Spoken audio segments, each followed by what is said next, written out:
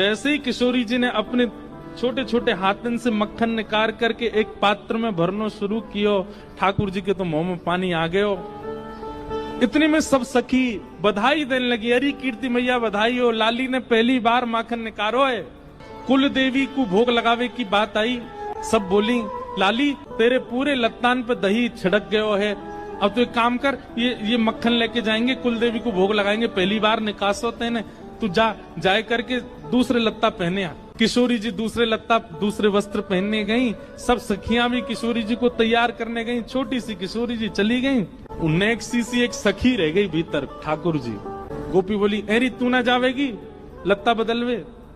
ठाकुर जी बोले अरे आजकल माखन चोर बहुत डोल रहे हैं ब्रज में, मैं यहाँ की रक्षा करूंगी, तुम सब जाओ। गोपी बोली अरे बड़ी सुघड़ छोरी है, देख कैसे यहाँ के मन में आई कि रक्षा करेगी यहाँ की, अच्छा ठीक है तू रक्षा कर, हम जा रही हूँ।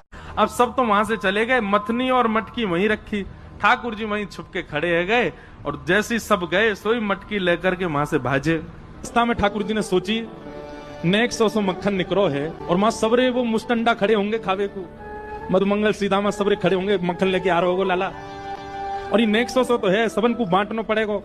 तो ठाकुर जी ने मन में विचार किया एकांत कहीं देख के मैं ही पाई लाऊं या को।